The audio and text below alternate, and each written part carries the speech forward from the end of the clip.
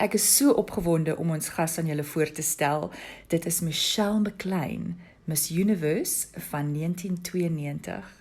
Michelle, Loui and I are so excited to be chatting to you today, and we so appreciate you taking time out of your busy schedule to have this interview with us. Hi Martez and Loui, it is so great to be here with you. Ek is baie opgewonde om op Kaapstad Radio te wees. Wow, it's 2022. Wishing you all the best for the new year and to all the listeners as well. It's been a challenge over the last few years, but I have a lot of hope and positivity for 2022 and all the wonderful things that we can do. You've just been jet-setting around the globe again. I know that you were on safari and then you were in Puerto Rico for Miss World. And now you're back in Miami, right? Tell us about your travels of late and the excitement and everything you experienced when you were in Puerto Rico. Yes, I was recently in Puerto Rico for the Miss World pageant, as I have a company called the Michelle McLean University. I coach and train young ladies going into pageants internationally and into modeling, but I also train women in business and doing life coaching for them. But I was there representing the Miss Namibia pageant, and unfortunately the pageant was postponed because too many of the delegates had the coronavirus, as well as a lot of the organizers. So we look forward to the pageant happening in March. And well, unfortunately, I brought the virus back with me to Miami, to my family. So Christmas was a little bit different. We were quarantined, but we still had a good celebration. I've been able to travel quite a bit despite the challenges of COVID around the world over the last few years. I was recently in Namibia in November and December, where I got to visit my family because they all still live there. My mom and dad and my sister.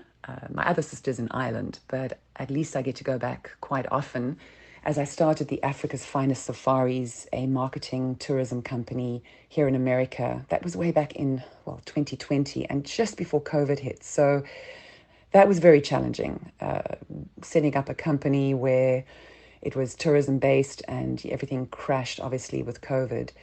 But I've been able to revive it and help some of my clients that I represent in Namibia. And I was able to go to Chobe Water Villas up in the Zambezi region. It was absolutely magical. I got to take my parents and my husband traveled with me.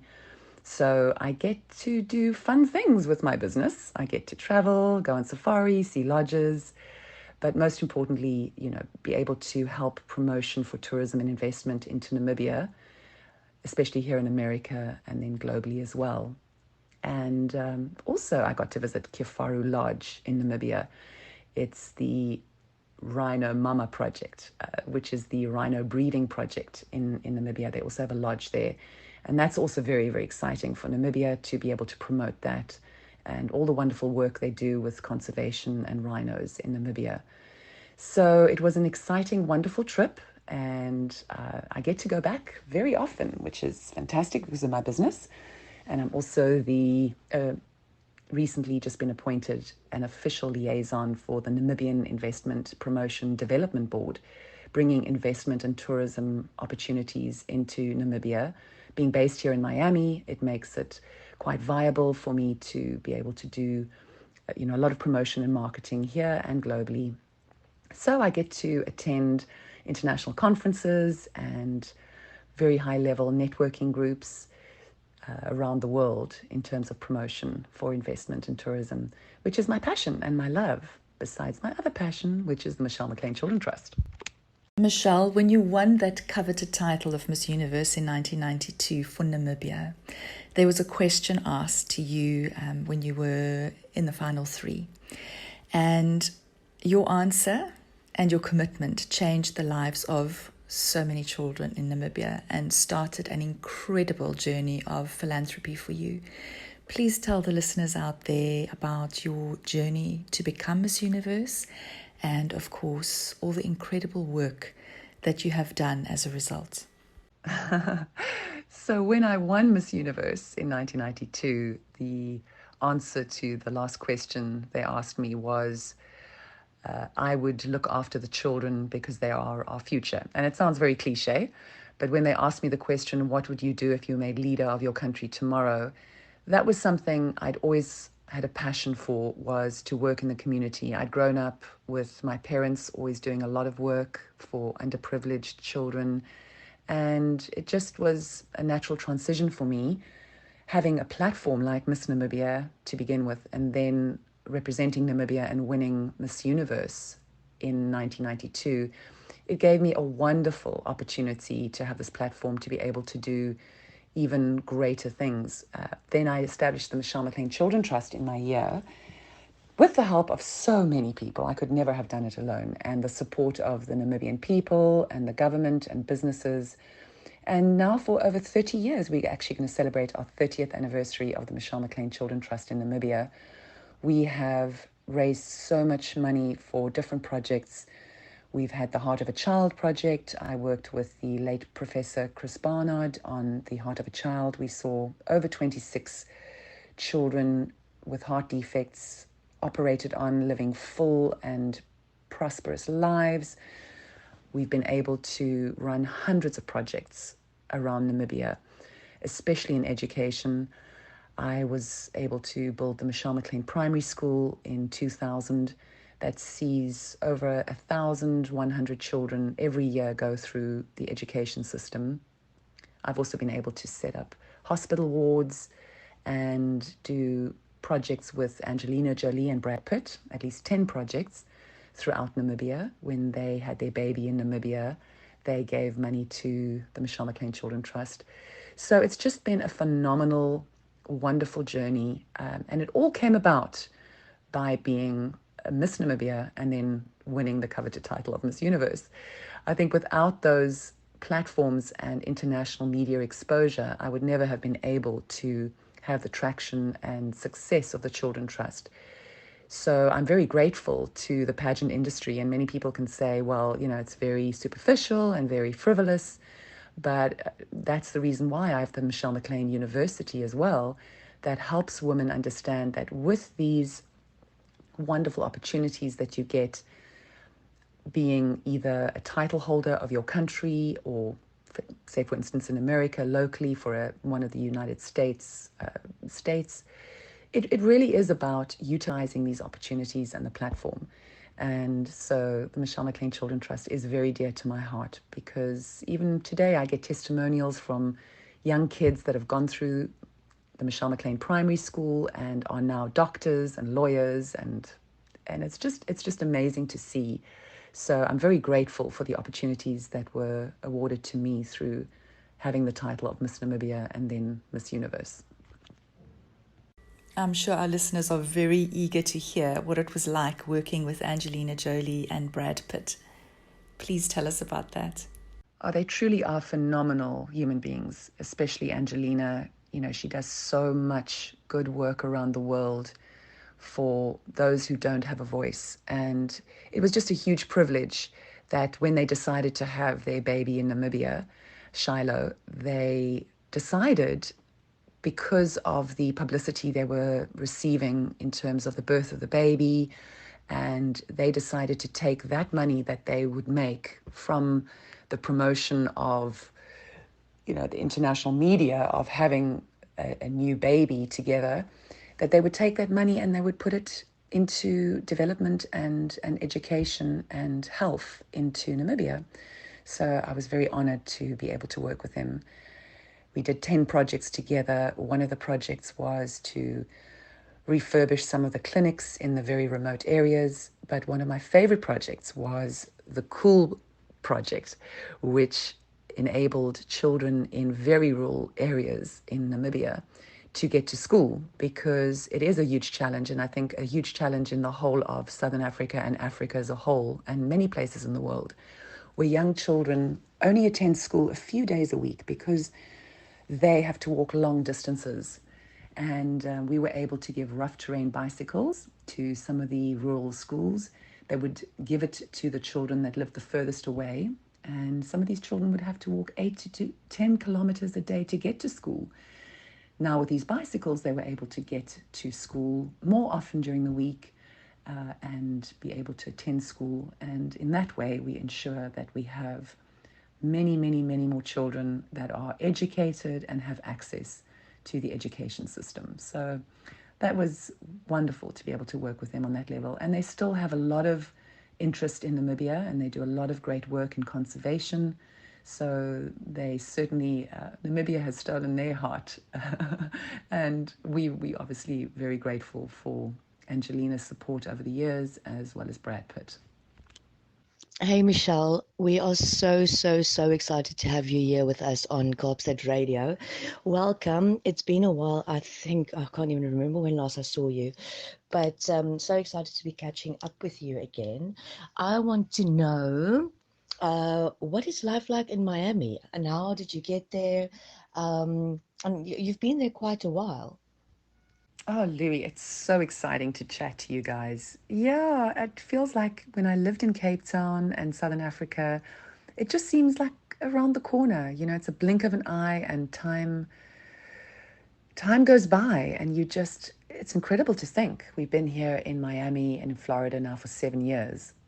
We initially moved to Boca Raton in Florida because it was a great area for our boys to go to high school. And at that point, Gary's daughter, Jenna, was going to go to university. So 7 years ago, we moved to Boca Raton, lived there for about 3 years in that area. And then Gary and I moved to Miami about 3.5 years ago. And it's just an incredible, vibrant, very sexy city to live in. It's got, the music and the business, everything all together. It just is. It's besides the fact that the weather is incredible. We just love warm weather. And Gary, after playing for Manchester United for 10 years in the freezing cold, he swore he'd never be cold again. So when we left South Africa, the idea was we're going to come to a warm place. Florida was the ideal place for us, and we've never looked back since. It's just incredible, and I think it makes it easier for us to have immigrated to America because we still have wonderful contact with Namibia and Southern Africa and all our friends there and business there.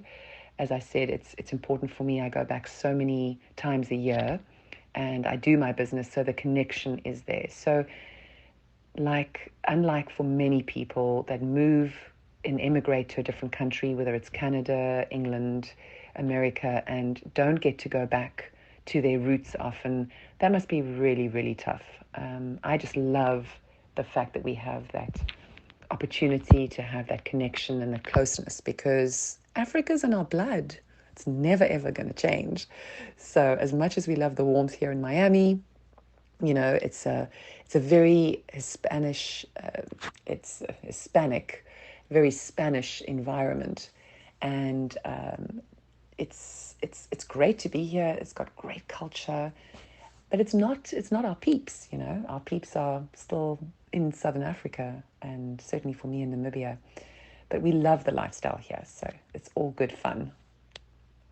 Our country is mourning the very sad passing of Archbishop Emeritus Desmond Tutu, and I know that you have worked with him very closely over the years, as well as with Nelson Mandela and some incredible clients globally, like the World Economic Forum, Puma, Revlon, to name a few. Please tell us about these incredible game changers that you have worked with, the influence it has had on your career path, and if you have any advice that you can give to young ladies out there who are wanting to make a change, make a difference in this world. I've been so blessed to have worked with the likes of the incredible, inspirational human being that Archbishop Desmond Tutu is, and so sad that he has passed recently, as well as Nelson Mandela, our founding father in South Africa. Wow. Over the years, and once again, it was a platform that was really given to me through the Miss Universe pageant to be able to work with them on a very high level and further their work as well. And what you say about them being an inspiration in my life has been very, very valuable indeed. I worked with Archbishop Desmond Tutu on the SOS Children's Villages in Southern Africa. We launched the one in Lesotho, Swaziland, in KwaZulu-Natal. And I learned so much from his humble nature and his humor. He was always laughing and joking, and just lit up the room wherever he went. So, I was able to meet Nelson Mandela in my year just after I won Miss Universe. And the first meeting I had with him was in Barcelona at the Olympic Games. I was asked to be there to represent Namibia and the Miss Universe pageant. And it was so bizarre for me because obviously this legend, this man that I'd known, was incarcerated for 27 years. In 1992, had just been recently released. And I had no idea he was going to be at the Barcelona Olympic Games. I got a call in my hotel room from my manager the one day while we were there doing various events and appearances. And the call was from the reception at the hotel in Barcelona that I was to please come downstairs and meet with a South African who would like to greet me and say hi. And at first I thought, well, I'd been Miss Universe now for a couple of months by then, or a month or two, and I'd often got calls from the hotel reception, people knowing that Miss Universe was somewhere in the hotel and wanting to meet me. So I thought, oh my gosh, I'm going to get a proposition from some person from around the world for marriage or something. And I just thought, oh my gosh, now how do I do this? And it's a stranger. And then it turns out I go downstairs, I pluck up the courage, I go, okay, well, might just be another suitor. And I get downstairs in the reception of the hotel, and it looks like Men in Black movie, right? There are just security guards everywhere around the reception area. And one of them comes up to me when I get out of the elevator and says, "Madam, can you please take a seat in one of these booths here in the reception where there was like a restaurant?" I said, okay, I'll do that. And I sat down. And as I was sitting there, walking towards me with the light behind him, literally, because he was walking towards me and there was a window behind him, and he just looked like an ethereal being, was Nelson Mandela. And he walked towards me and my knees started to knock. I was just so grateful I was sitting down.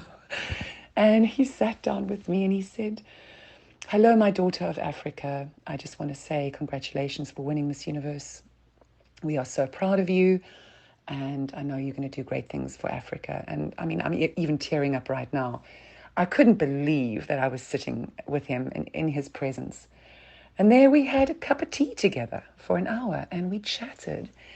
And he had just started working on setting up the Nelson Mandela Foundation.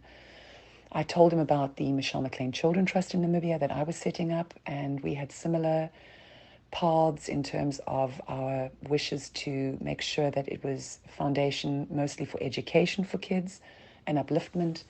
And he just gave me so much inspiration and support for everything that I envisaged for the Michelle McLean Children Trust. And for many, many years afterwards, we dovetailed and we did functions together, and I emceed some of his functions for the Nelson Mandela Children's Foundation, and he was able to, give me a lot of support for the Michelle McLean Children Trust. So I learned so much from Nelson Mandela and Archbishop Desmond Tutu, and I'm so grateful that they were in my life. Michelle, television host and producer are just two of the many hats that you so clearly wear. And you've been doing this for about 28 years now and have been involved in such a myriad of various shows.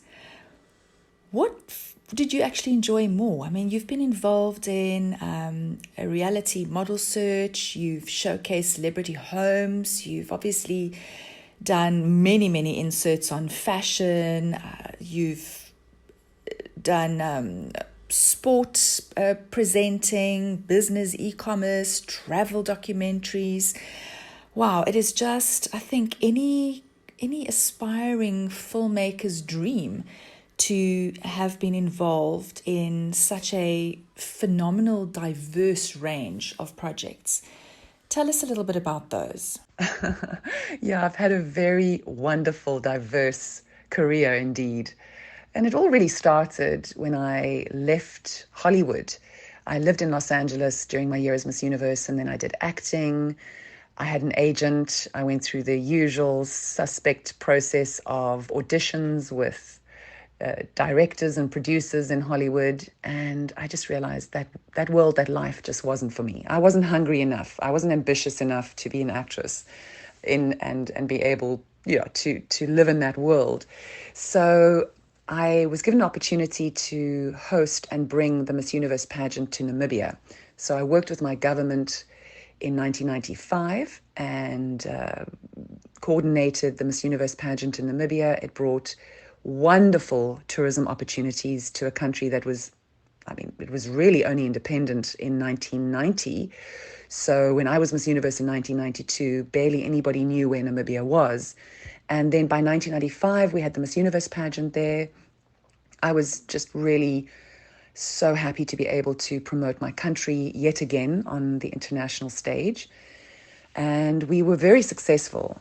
The tourism industry really boomed. 1 billion people get to watch the Miss Universe pageant, just like the Olympic Games. So that was a wonderful project to work on. And then I decided to stay in Southern Africa and went to South Africa and lived in Cape Town for a while. And then I was asked to join Mnet. And that was in 1996. And I haven't looked back since because it launched an amazing career for me in television. I was able to do so many different shows, so diverse, from e-commerce through to travel shows with Front Row way back in the day. I did continuity on Mnet for many years. I did a lot of sports shows. When the 2010 World Cup happened in South Africa, that's where I got to know Gary, my husband, a little bit better because he was working with the super sports side. We were able to, promote Southern Africa through sport. And I stayed in television. I emceed around the world. I've been able to do so many wonderful speaking, motivational opportunities as well as emceeing around the world, from the Louis Vuitton Regatta to the World Economic Forum. I promoted South Africa before the World Cup for 2 years at the World Economic Forum, meeting so many fascinating people and also hosting an event for the former President Bill Clinton and the likes of, these high-level leaders around the world. So it has been a very diverse life and fascinating on so many levels. And, well, obviously it all led to being able to eventually meet my husband today, Gary. And we've made, great inroads and journeys together, including moving to America, which has been both very challenging but phenomenal in every single sense. I really have enjoyed the aspect of my life where it's just so diverse and I get to utilize different talents of mine. I love television, I love being on camera, but I also love the motivational speaking side, and especially seeing the results that I have from being able to be in a space with other women, empowering other women with their lives and seeing how they grow. That's hugely inspirational for me. But I'd have to say that being, now I'm turning 50 this year, so yay, bring it on. I'm embracing it, is about using that feminine energy, really enjoying what I'm doing, being able to promote Namibia around the world and its beauty and its opportunities so that people can come and explore. So many people have safaris on their bucket lists, especially here in America. And so right now, I think every phase of my life has been wonderful, and I've just been able to absorb all the the blessings and the opportunities given to me. And I think that's what it's really about, is enjoying being in the moment.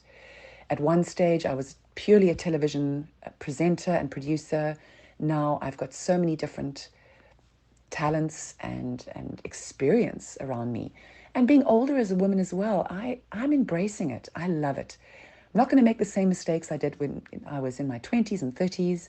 I'm much more empowered in so many ways and just really comfortable with who I am. And that's what I love to share with other women around me. And I love to be in the same space as other women. I mean, recently I joined a group called the International Association of Top Professionals. You know, the likes of DeMartini is a lifetime achiever in the group. And just being a part of inspirational people on that level that are doing wonderful work in the world, that always keeps me inspired to keep going.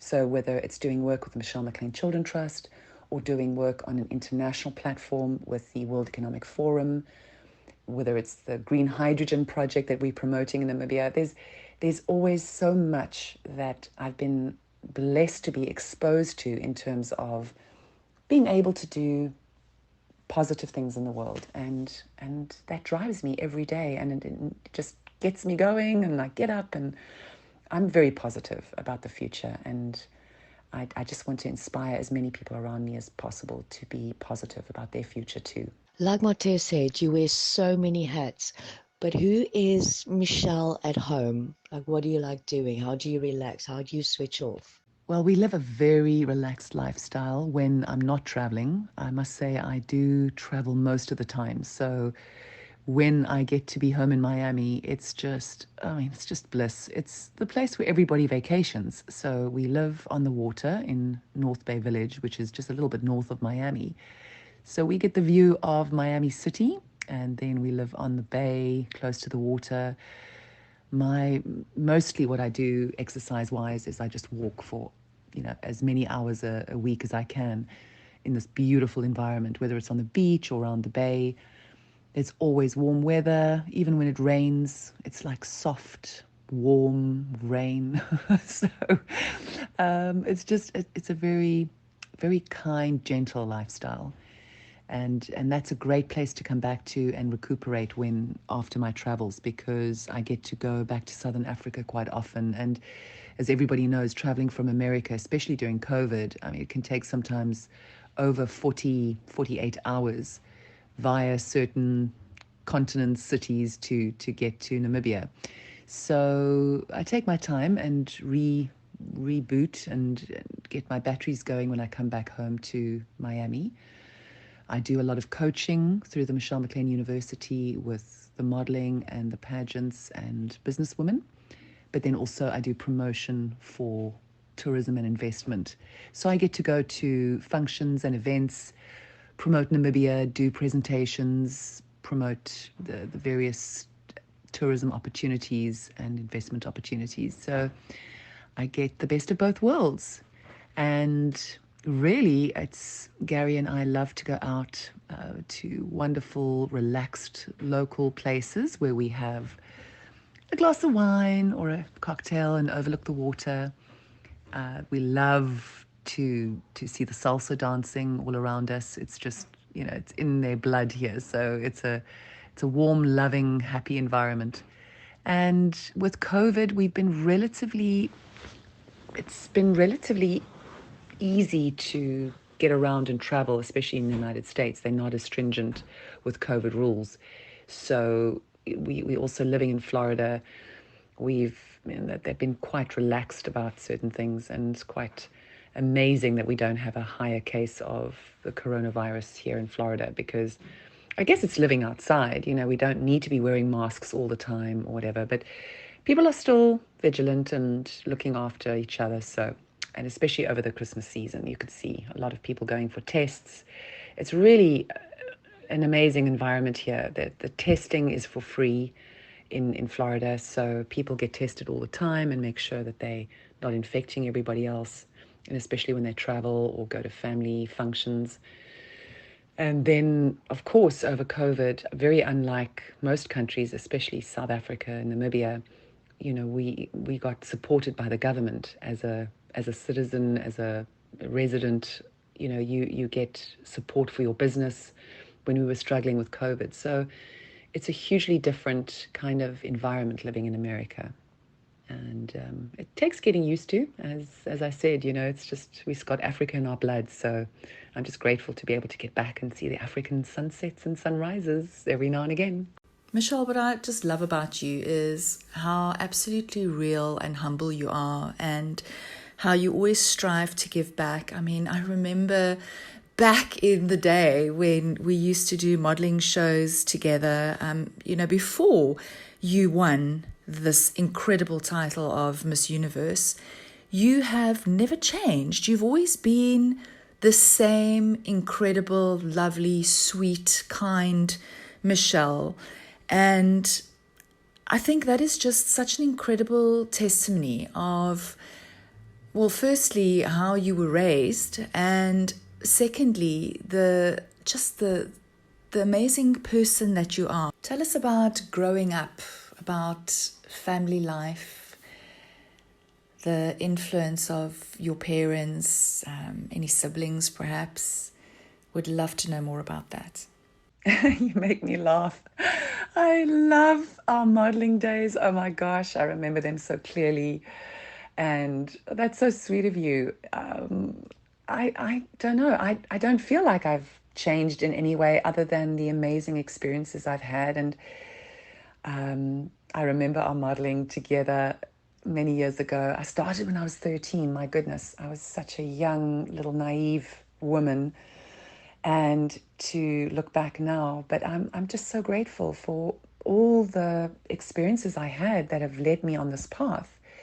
And it's so true. I do come from a very humble, loving home. I'm one of the very few people I know in my life that have just come from the most amazing upbringing. I see so many people that have been challenged with so many difficult childhoods, and it just, it's a reminder to me every single day that I'm grateful for the wonderful, loving family that I have. So I was brought up in a humble home, just appreciating, and we still do. We all get together on a very humble basis. And my dad being a chiropractor, my mom always helping him in the business, and they still practice today in Swakopmund in Namibia. My sister Catherine, who's a cosmetologist, she lives there as well in Swakopmund, and my other sister lives in Ireland. She's a Montessori school teacher, and her husband's an entrepreneur, and they've got 2 kids, and they're happy in Ireland right now. But we are a very close-knit family, and it's all about love and support for each other, and to make sure that we encourage each other to follow our dreams. So it really has been about that. I've just got the most loving support system. And then being in a world where I met Gary in 2009 or 2010, and we've been married now for 7 years. He also comes from that background, a very close family. He's an amazing father with 3 beautiful children, and now we have 4 beautiful grandkids. And my son Luke, coming from a wonderful, supportive, my ex-husband Neil is also supportive and loving. It really, it does make for, I think, an amazing life where you have that support system, but you have to work at it as well. You have to work at those relationships, work at supporting each other. It doesn't come without, being there and being present to giving support to your family as well. And I try and teach that in my life coaching to everybody is, the more we give out, the more abundance of love and everything we wish for will come to us. And that's really what it's about, I think. That we are grateful every single day for what we have. We started the Entrepreneurial and Financial Skills program many, many years ago with the Michelle McLean Children Trust throughout Namibia, where we contacted high schools and we asked them to identify those young, talented students that may not have an opportunity to be identified and given extra support to be able to further their careers and their desires to achieve greater things in their life. And we got help from various principals in different schools around Namibia. And that's how we really started the program, where we gave financial skills and business skills to young individuals from grade 11 just before they leave school. Because really, I mean, what is it worth to us when we only learn business skills when we are running a business and we run into problems? So that was where it all stemmed from. And we've been running those programs for many, many years. And some of our bursary students are young people. I've got a medical doctor that I know that actually is a medical doctor for my mom in Swakopmund in Namibia, who was able to go through medical school because of funding that we gave him. I've got high-level actuarists in Namibia that have gone through our program. And then recently we have someone who is going through finishing off her accounting degree. And that's just so wonderful to see these young people achieve great things with their life. Just being given that opportunity and being given that support truly just makes me feel so happy and fulfilled. So in between all of your modeling work, your presenting, your producing, your emceeing, training, teaching, you have been ambassador for UNICEF, the SOS Children's Villages in Southern Africa, the Nelson Mandela Children's Trust. Michelle, what is your secret? How on earth do you manage to do all of these things and be as fabulous and gorgeous as you are at the same time? Please share your secret. Oh my gosh, that's incredibly flattering. Oh my gosh, I think turning 50 this year, and I have to say it again, I'm embracing it. And the one thing I have learned is that you can't be the perfect person all in one day. You can't be the perfect mother, the perfect wife, the perfect businesswoman. Some days you just have to embrace the fact that you will get a couple of tasks done in the day, and you'll do some things absolutely perfectly or well, and some things you might have to just readdress and do again the next day. It's taken me a long time to get to that point because I'm a perfectionist. So there have been many times in my life where, you know, a bad hair day would be, I'd make it even worse because it's a bad hair day. But the wonderful thing, like I was saying, about getting older and embracing who you are, getting to know the strengths that you have, the weaknesses that you might have that you have to work on, it's all part of it. And I just want to reach out to everybody out there, not just women, but anybody out there, is don't be so hard on yourself. Give yourself credit for who you are. Look at the positive aspects of who you are and what you can give to the world. And that really is, I think, what it's about, is not being so hard on yourself. I know as women especially, we feel guilt and shame if we don't get everything right. And there's a lot of pressure on women these days to be the perfect businesswoman and be the perfect mother, provider, wife, partner, whatever it might be, wife, husband. And it you know, we've got enough pressures in society. Let's just be a little bit kinder to ourselves and also give each other support. You know, we don't have to be so hard on each other. So that to me is a big gift in life, is to choose people in my life, in my circle, that empower me, that hold me in positivity, and that inspire me in that way. So that really, I think, is choosing the right people around you and having the right attitude towards life. And then once again, just being truly grateful for what you have, because you never know what tomorrow brings. And to put the cherry on top of the cake, so to speak, is that you are an incredible mom, a wife, and you have 4 grandchildren. Tell us about the time that you met Gary, how the two of you met, your decision to move to the States, and of course a little bit more about being a glamorous granny. Yeah, so it's been an interesting journey.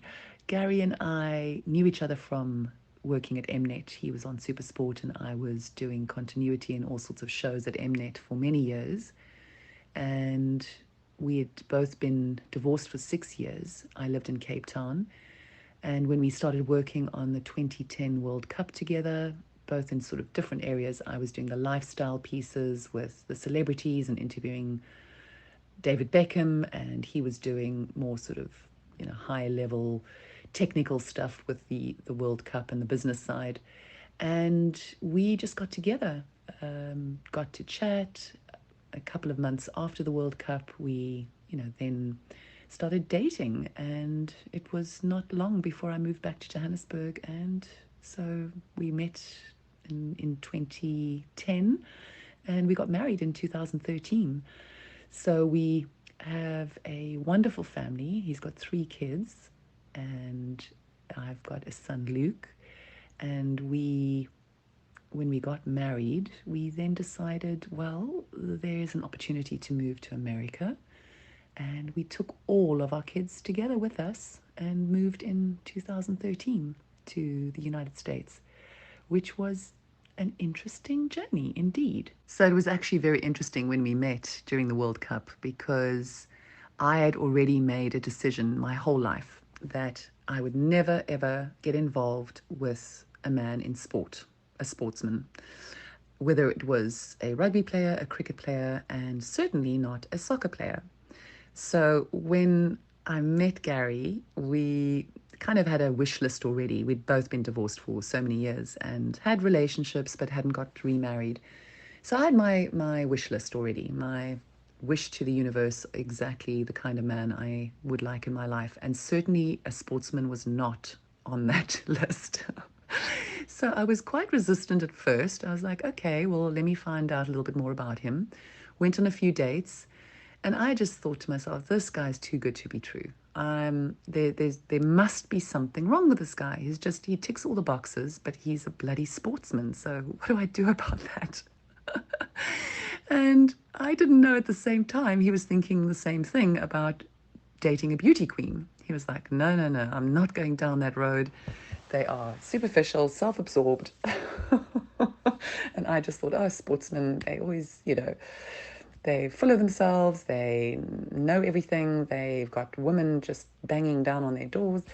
So anyway, we got to know each other better, and we realized that we are probably the most perfectly suited couple, because we understood.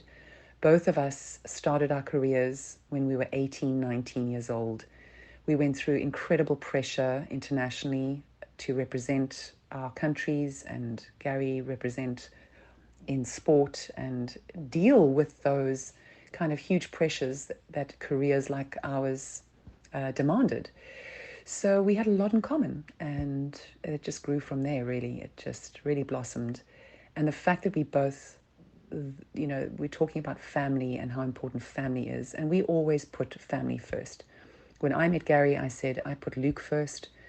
When he met me, he said, I'm going to put my children first, Lara, Jenna, Ross, and we made a pact. That is how we've always managed our life. And now with 4 beautiful grandchildren. So his eldest daughter, Lara, lives in Miami, married to a wonderful man from Costa Rica, and they've got 3 beautiful children.